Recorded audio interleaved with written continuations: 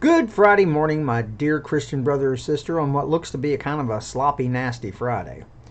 But, of course, I hope that you're doing well. I hope you're ending a productive week anyway. I hope that you're warm and safe. But more than anything else, I hope you're living your very best life in Jesus Christ. Well, okay, as I'm sure you're aware, on Groundhog's Day this year, Puxatawney Phil, the official groundhog of Puxatawney, Pennsylvania, once again saw his shadow. Now, of course, that means that we have 6 more weeks of winter. Now, we all know there's a totally accurate way of telling how much more winter we have, right? Yeah. I mean, come on, let's face it, all we older folks in the know laugh, of course, but have you ever tried to explain that to a 6-year-old? It was a fascinating experience. You see, Landry loves to ask Pop hard questions on pretty much anything, and this was certainly no exception.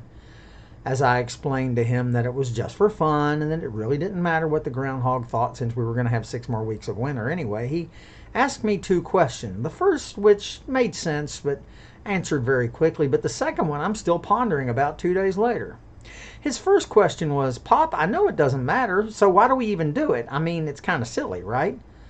I agreed that it was, but that sometimes we celebrate silly things just to cheer ourselves up, to find some joy.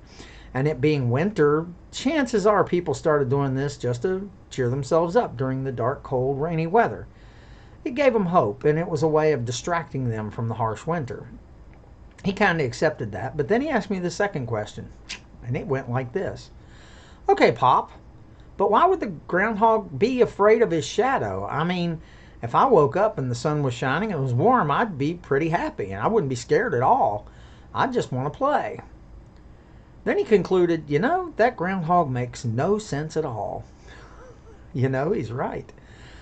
I fear that many of us are like Mr. Groundhog in that we allow ourselves to get scared by shadows. I mean, look at the way we respond when somebody says the word snow. I mean, we don't like things that possibly shake us up, and a lot of times we overreact to things that are nothing more or less than shadows. We get a bit too cozy. We hibernate in comfort, and then something comes along that may shake us up a little bit, and suddenly we're groundhogs. Run away, hide, give up, retreat.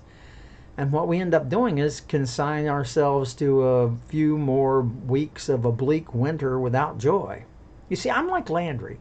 I, for one, like a sunny day, especially in February. I mean, think about it. How silly it is to let a shadow spoil it. But I wonder how many times I have retreated from opportunity because I was frightened by a shadow. And those shadows had different names: uncertainty or inadequacy or fear of failure. I mean, let's face it, most of the time my fear was as unfounded as the groundhog's. Hey, I have an idea. Let's think like Jesus and not some frightened marsupial. Let us, as the Bible says over and over, really fear not. What that means is, despite the scary shadows in front of me, I'm going to take one small step today towards something I want to accomplish. I'll accept an invitation to speak, even though I'll probably be a nervous wreck. I'll try singing in church or teaching or coming to a quilting circle, even though I don't know how to sew. You getting my point yet? How about you? What's going on in your life? Are you thinking about accepting a new job or going back to school or just trying to break an old habit? Are you allowing the shadows of what might be, of the unknown, to stop you? I mean, God says it best in Isaiah 41:13, "Fear not, I will help thee," he says. That doesn't seem to be conditional. So why don't you make that phone call or write that letter that could change your life? After all, even the timid groundhog eventually raises his head, takes a whiff of clover, and scurries out of his hole. And I'm going to say this. I would say that too many Christians have hibernated for far too long, with disastrous results for themselves spiritually and for the church as a whole. It's time for us to stop being frightened marsupials. We're called to be more than conquerors, instructed to renew our minds and not allow fears to ever immobilize us. We're to trust in God and go forth boldly into our lives, having faith that God will make sure it all works out in the end. We really need to use every opportunity to find joy in our lives. Despite whatever season we may be going through, we need to always remember there's nothing to fear, and spring is always just around the corner. I hope you have a wonderful day today. Of course, I hope to see you on Sunday in morning worship. Please be safe today if the weather is as bad as they're saying it might be.